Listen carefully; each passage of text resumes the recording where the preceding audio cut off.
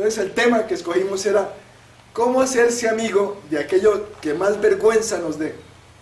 Cómo la sabiduría está en nuestra mayor vergüenza.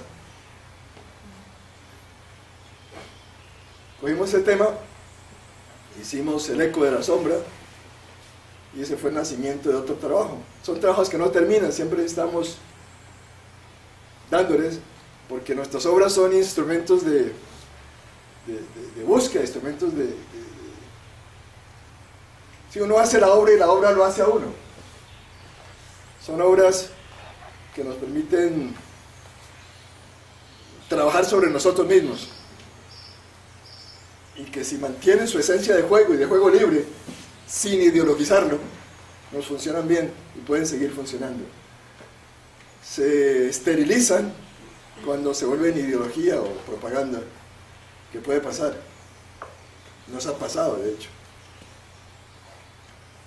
Bueno, entonces en la caja de herramientas, lo fundamental es encontrar, primero que todo, la fragilidad y en segundo lugar, la pregunta. Pero hay muchas otras preguntas y muchos otros elementos de la caja de herramientas.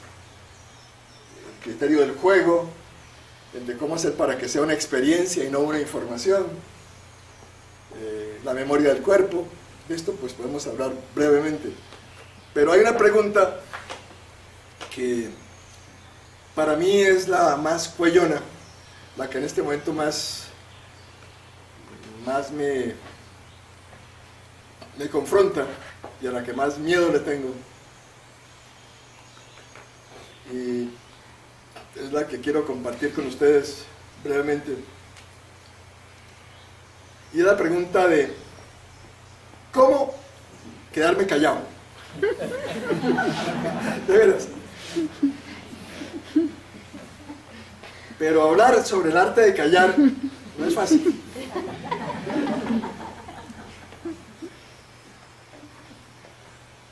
Porque hay muchas formas de callar. Se calla por miedo, se calla por rechazo, se calla para cerrar, pero también se puede callar para abrir, se puede callar para dar paso, se puede callar para escuchar.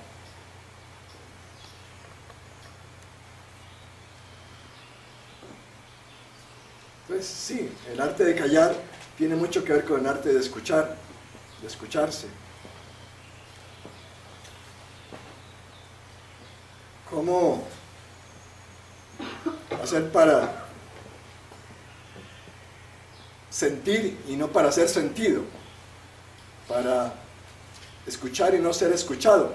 En muchas veces, muchas de nuestras obras, un comentario muy común que nos hacen es: oiga, yo a esta obra me entré y me sentí que no entraba a escuchar una obra, sino a ser escuchado por la obra. Y a veces no funciona, otras veces fracasamos miserablemente, pero pensamos que la obra debe ser un instrumento que le permita a la gente escucharse. Una experiencia poética dice mucho más por lo que calla que por lo que enuncia. Pero ¿cómo hacerlo?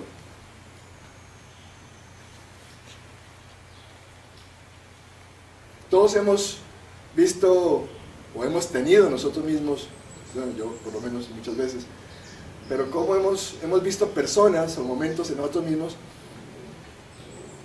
personas que no tienen dificultad para escuchar, tienen tanta necesidad de hablar que no escuchan. Y cuando hablamos con ellos, con ellas, o cuando nosotros mismos somos así, el diálogo se vuelve en algo muy angustioso. Y ocurre mucho, especialmente en las ciudades, en donde hay tanta necesidad de escucha, andamos tan hambrientos de ser escuchados, que nos juntamos un grupo de personas y como todos tenemos esa hambre de ser escuchados, todos hablamos al tiempo y menos nos escuchamos.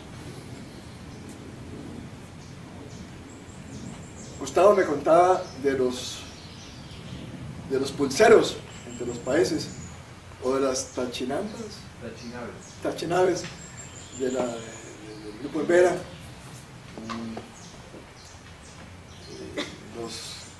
curacas ticuna también tienen esa tradición, que se basan en la tradición de escuchar. Los pulseros, decía Gustavo, se especializan en quitar el susto, escuchando. Las tachenaves parten del mismo punto. Los que van a pasar la noche bajo los árboles de los curacas ticunas conocen esa tradición. Cuando una persona está enferma, el curaca le dice que se vaya abajo de un árbol y que se busque un árbol en el monte, y les indica una parte en donde el monte esté más cerrado, y la persona, el enfermo, se tiene que pasar toda la noche bajo ese árbol escuchando el árbol, y a la mañana siguiente, si ha escogido el árbol que es y si ha sabido escuchar, entonces habrá escuchado cómo curarse de su dolencia.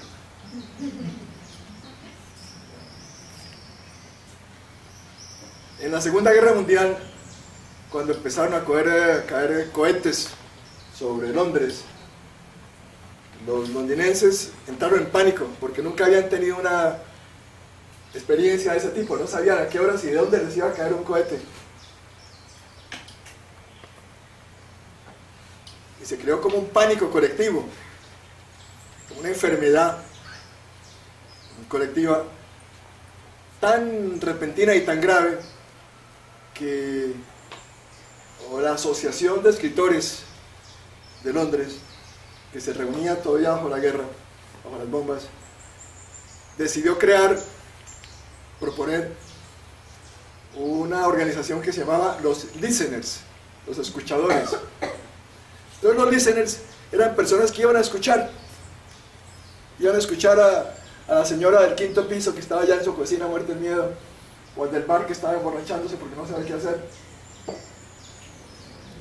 Y lo que pasó fue que mucha gente que estaba en esa situación se convirtió en listener también, y rápidamente medio Londres pasó de estar en pánico a ser escuchantes. Y parece, dice la historia, que fue decisivo, más decisivo que los discursos de Churchill, aquel de los ladrillos, las piedras, y que fue muy importante para ellos crear en la ciudad la conciencia de escucha. Gustavo hablaba de que también va por culturas, va por regiones. Dice que cuando habla con un boliviano, muchas veces los bolivianos tienen esa particularidad, tal vez por los montañeros. Oyen durísimo. Todos nosotros hemos conocido personas que sentimos que saben escuchar. Podemos dividir nuestras vidas, nuestras relaciones en dos tipos de momentos o dos tipos de personas, porque saber escuchar es un arte. Porque saber escuchar es saber escucharse. Uno toca para escuchar, no para manipular. Uno huele para escuchar.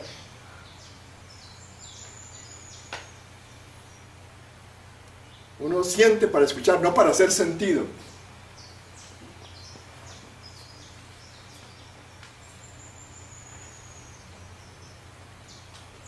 Hay un escritor murciano que se llama Francisco de Cascades, con el que me topé hace poco, 1600 y algo, 1620, 15, por esa época. Y Francisco de Cascade tiene un libro muy bello que se llama Las Tablas Poéticas, y dos personajes que son Castalio y Piero. Piero y Castalio casi no hablan, caminan, y un momento al final del día están Castalio y Piero al lado de un río, y han estado caminando, cavilando todo el día, y finalmente Castalio respira hondo, confronta a Piero y le dice: en nombre de Dios, Piero, yo pregunto, ¿qué cosa es la poética?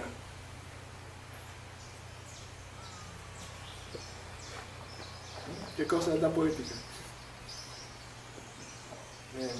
Me impresionó mucho la contundencia de esa pregunta como reflexión final de la tabla poética de Cascades. ¿Cómo hacer para que lo que se dice, lo que se calla sea mucho más importante que lo que se dice? ¿Cómo hacer para poderse mover más de lo visible a lo invisible, a lo inefable, a lo que no se puede nombrar, pero que está más allá? ¿Cómo hacer? ¿Vale la pena una conversación o una experiencia que no nos lleve a lo invisible? ¿Siempre tiene que ser todo literal? ¿Cómo hacer?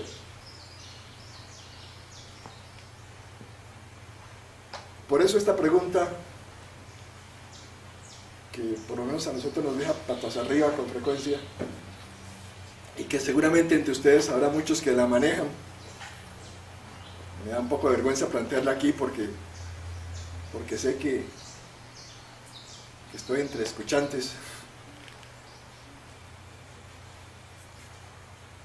Bien, otra herramienta que nos mueve a nosotros es qué cosa es una experiencia.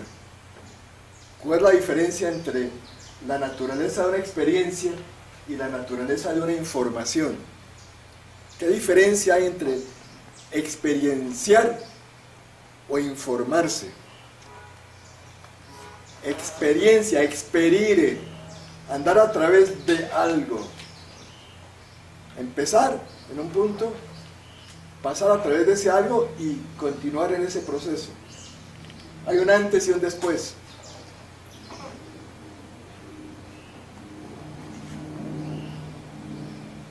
Con frecuencia en los procesos educativos, cuando se habla de cómo conocer algo, se confunde la información como experiencia. Mamá, ¿qué es esto? No toques eso, mirar y no tocar.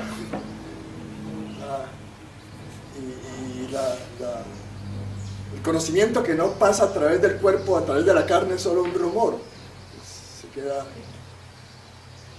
fuera. Esto del énfasis en la experiencia lo vivieron mucho los románticos,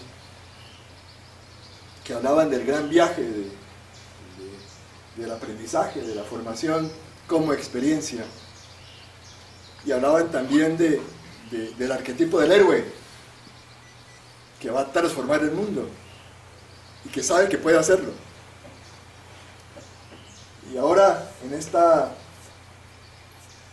por contraste en esta época que vivimos, no se puede hablar de héroe, se tiene que hablar de antihéroe, de los personajes de Kafka o de Woody Allen. Woody Allen nos gusta porque es el personaje de los antihéroes. Beckett. Pasividad, información, énfasis en la información. Esto lo voy a hacer después de que me lea 3 libros más. Cuando tenga suficiente información, podré hacer mi obra.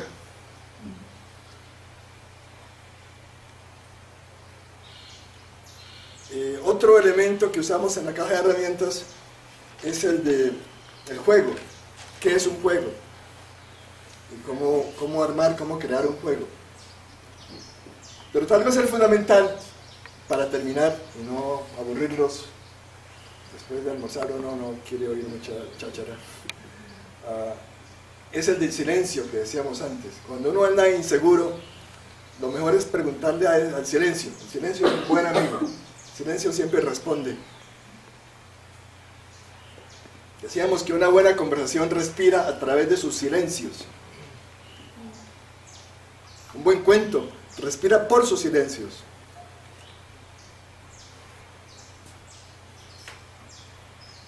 Hay silencios pasivos, silencios activos. Entonces la pregunta es, ¿cómo se carga un silencio? ¿Cómo se significa un silencio?